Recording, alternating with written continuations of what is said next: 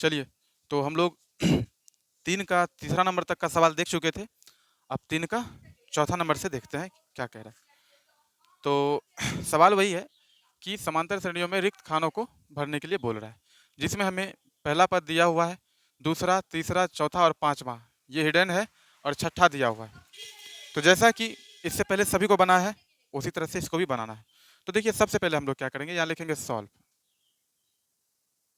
Solve लिखने के बाद हमारा A1 कितना दिया हुआ है, -4 लिख देंगे -4। A2 तो नहीं है, A3 नहीं है, A4 नहीं है और A5 भी नहीं है, ये सब ज्ञात करना है।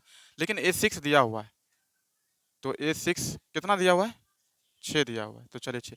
अब देखिए यहाँ जो जैसे तुम पूछ रहे थे जी, इधर देखिए क्या करना है इसको। जैसे A6 जब रहेगा तो A6 का क्या मतलब हुआ, छठवां पद, यानी छठा पद हुआ कि नहीं। तो जब भी A6 यानी छठा पद हमें ज्ञात करना रहेगा, तो हम क्या करेंगे, इसके लिए एक शॉर्ट फॉर्मूला आता है जो कि फर्स्ट क्लास में ही बता देते थे। जैसे कि A6 रहेगा तो हमें बराबर में क्या लिखना है, सबसे पहले A लिखना है, लिख सकते हो। अब A के बाद प्लस लिखना है, ये भी लिख सकते हो। अब यहाँ देखना है कि A के नीचे में क्या लिखा हुआ है, तो क्या लिखा हुआ है यहाँ 6 लिखा हुआ है ना, तो इसमें से एक को अपने मन से घटा देना है, क्योंकि फॉर्मूला में क्या कहता है n-1, तो हमको एक को क्या कर देना है, घटा देना है। तो एक को जब घटा देंगे तो कितना हो जाएगा, 6 कितना बन जाएगा, 5 बन जाएगा। तो यहाँ 5 लिख देंगे और n-1 के बाद सवाल सूत्र में क्या रहता था, डी रहता था, तो वही डी यहाँ पर क्या होता है, उतर जाता है। और इससे पहले तो A प्लस रहता ही है, तो देखो यहाँ सेम टू सेम उतर गया ना। तो ये काम करने में क्या प्रॉब्लम है, समझ में आया। तो आप कर सकते हो। अगर ये सूत्र है, इसको आपको याद करना पड़ेगा, ठीक है। और ये प्रोसेस तो बता ही ना दिए कि बेस में जो n का मान दिया रहेगा, आप डी के गुणांक में उतना उसमें से एक घटा करके लिखेंगे बस। तो चलिए, तो A6 है, तो A6 को क्या लिख सकते हैं हम लोग, अभी जो लिखे थे A प्लस 5D, अब बराबर में क्या है 6 है। तो A का मान कितना दिया हुआ है, -4 प्लस 5D तो नहीं पता है, तो 6 का 6 उतर जाएगा। अब ये 5D बराबर में 6 है, तो 6, ये माइनस का 4 उधर जाएगा तो प्लस का 4 बन जाएगा। 6 4 कितना हो जाएगा 10, तो D बराबर 10 हो गया। और 5 इंटू में इधर आएगा तो बटा में जाएगा, कट के कितना आएगा, सॉरी 5 ना आएगा, तो 5 इधर आ गया तो कट के कितना आ गया, 2 आ गया। यानी डी का मान कितना आया हमारे पास, 2 आया। कोई दिक्कत इसमें। तो डी का मान जब 2 आ गया तो हम A2 A3 A4 A5 तुरंत ज्ञात कर लेंगे। देखिए फटाक से क्या करेंगे, लिखो आप A2 बराबर, तो A2 का मान क्या रख सकते हैं, तो A प्लस तो करना ही है, सूत्र में देख लीजिए A प्लस तो करना ही है। अब n-1, तो n का मान यहाँ पे कितना है, 2 है, तो 1 घटा देंगे तो कितना हो जाएगा, 1 हो जाएगा। तो 1 डी यहाँ पर लिख देंगे, तो 1 लिख भी सकते हैं और नहीं भी जरूरी नहीं है। चलिए, तो A का मान कितना, -4 प्लस डी का मान कितना 2, तो कितना हो जाएगा प्लस माइनस, तो यहाँ पर क्या आ जाएगा हमारे पास -2। तो A2 का मान कितना हो गया -2, तो यहाँ पर -2 भरा जाएगा। अब A3 है, तो A3 लिखिए। A3 बराबर क्या हो सकता है सूत्र, A प्लस 2D, तो A फिर से -4 प्लस 2 गुना 2, तो -4 प्लस 2 दूना 4, ये कितना हो जाएगा, कट के कितना आ जाएगा, 0 आ जाएगा। तो यहाँ पर 0 हम लिख देंगे। अब यहाँ पर क्या है, A3 के बाद A4 है ना, तो A4 लिख देंगे। A4 में सूत्र लगाएंगे A प्लस 3D, तो A प्लस 3D, तो फिर से -4 प्लस 3 गुना 2, डी का मान 2 आया इसलिए, तो -4 प्लस 3 दूना 6, तो कितना हो जाएगा, प्लस का 2 हो जाएगा। तो ये 2 हो गया। अब लास्ट कितना बचा हुआ है, A4 तक हो गया। A2 A3 A4 A5 ज्ञात करना है ना, तो A5 यहाँ पर ज्ञात कर लेते हैं, ठीक है। A5, तो A5 बराबर क्या फॉर्मूला होगा, A प्लस 4D, तो A हो गया -4 प्लस 4 गुना डी का मान आ गया था 2, तो -4 प्लस 4 दूना 8, कट के कितना आएगा 4। तो यानी कि हमारा A2 हो गया -2, A3 हो गया 0, तो यहाँ 0 लिख देंगे। A4 हो गया 2, तो यहाँ पर 2 लिख देंगे। और A5 हो गया 4, तो यहाँ पर 4 लिख देंगे। अब देखिए हमारा ये AP हो गया -4 -2 0, 2 का डिफरेंट सब में चल रहा है, 0 से फिर 2 प्लस में +4 +6, इस तरह से ये आगे बढ़ता जाएगा। तो इसमें क्या तरह का दिक्कत है, हो जाएगा, कोई दिक्कत नहीं इसमें। चलिए, तो अब हम लोग इसके आगे के सवाल को देखेंगे। फिलहाल आप लोग इसको नोटबुक में नोट कर लीजिए। 4 का हो गया कंप्लीट।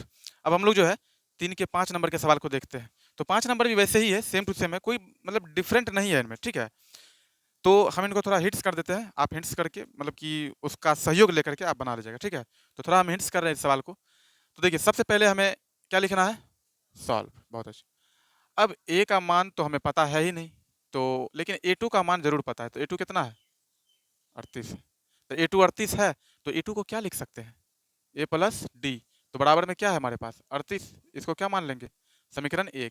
अब A3 नहीं दिया हुआ है, A4 नहीं है, A5 नहीं है, डायरेक्ट क्या है, क्या है A6 बराबर कितना है -22। तो A6 को फिर से क्या लिख सकते हैं A+5D। अब बराबर में हमारे पास क्या दिया हुआ है -22, इसको क्या मान लेंगे समीकरण 2। अब जो है हम क्या कर लेंगे समीकरण 1 और 2 से लेंगे। तो समीकरण 1 में हमारे पास क्या है A+D बराबर 38 और समीकरण 2 में है A+5D बराबर -22। अब यहाँ पर कौन सा विधि अपना सकते हैं हम लोग, ठीक, यानी कि विलोपन विधि। तो क्या करेंगे यहाँ पे घटाने पर लिखेंगे, तो घटाएंगे तो क्या होगा साइन चेंज होगा, तो माइनस, प्लस है तो माइनस, माइनस है तो प्लस। तो ये ए और ये क्या हो सकता है कैंसिल हो सकता है। अब एक 5D हमारे पास मतलब माइनस में है और इधर जो 1D है वो प्लस में है, तो 5 में से 4 एक जाएगा तो कितना बचेगा -4D। अब बराबर में हमारे पास 38 भी प्लस में है और 22 भी प्लस में आ गया, साइन चेंज हो गया ना इसीलिए।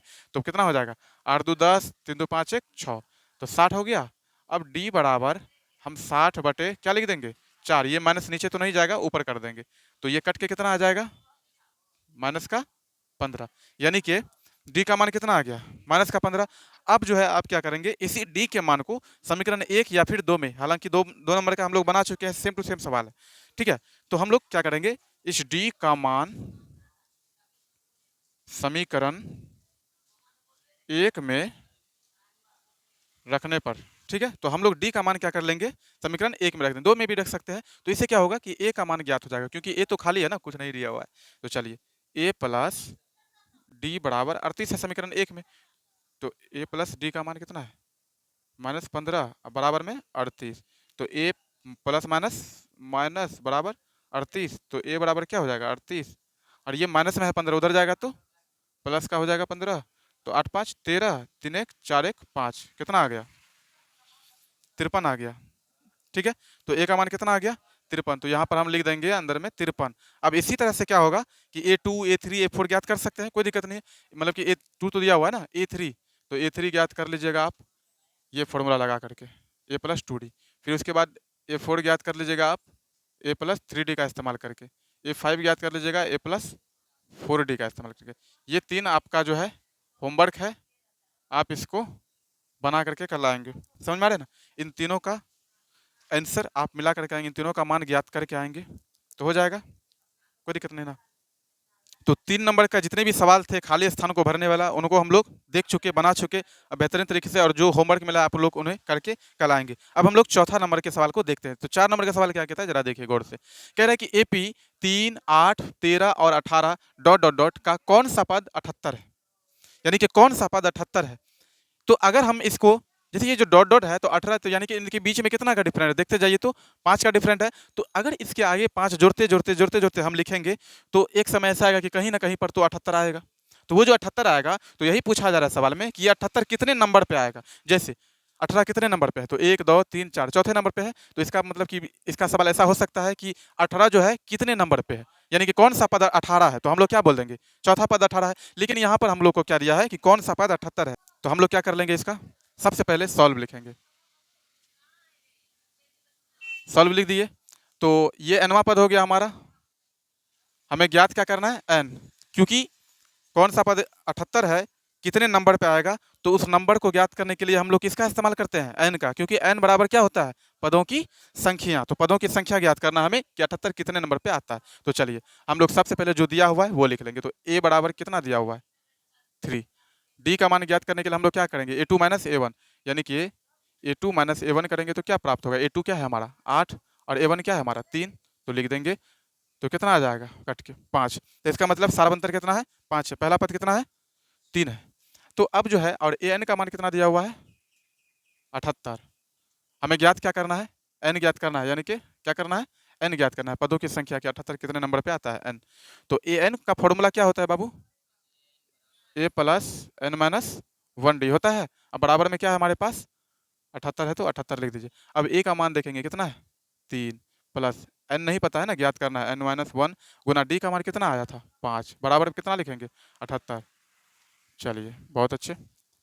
अब हम लोग क्या करेंगे 3 प्लस ये जो n है, तो n गुना हो जाएगा 5 से, कोष्ट के बाहर है, कोष्ट में इंटू में है तो 5n, माइनस एक कम 5 एकम 5, तो -5 आ जाएगा, बराबर में क्या है हमारे पास 78। अब क्या करेंगे, 3 और 5 को घटा देंगे, तो 5n माइनस 5 में से 3 गया तो 2, 78। अब 5n लिखेंगे बराबर 78 है, तो 78 है, तो 78 के बाद ये माइनस से उधर जाएगा तो क्या हो जाएगा, प्लस में जाएगा, तो +2 लिख देंगे यहाँ पे। अब 78 अब में +2 करेंगे तो कितना हो जाएगा, 80 हो जाएगा। और n बराबर ये 5 इंटू में इधर आएगा तो बटा में जाएगा, तो कट के कितना आ जाएगा 16, यानी कि n बराबर क्या हो जाएगा हमारे पास 16। तो यहाँ पर लिखेंगे अतः एपी का 16वां पद 78 है। यही हमारा क्या हो जाएगा राइट आंसर, यानी कि ये जो एपी दिया हुआ है इसका 16वां पद में क्या हो जाएगा 78 होगा। तो हमें यही पूछ रहा था कि कौन सा पद 78 है, तो 16वां पद 78 है। समझ में आया, इसमें किसी को कोई तरह का दिक्कत नहीं ना, यू हैव एनी प्रॉब्लम। चलिए तो आप लोग इसको उतार लीजिए, फिर उतारने के बाद हम एक बार फिर से इसको समझाने का प्रयास करेंगे।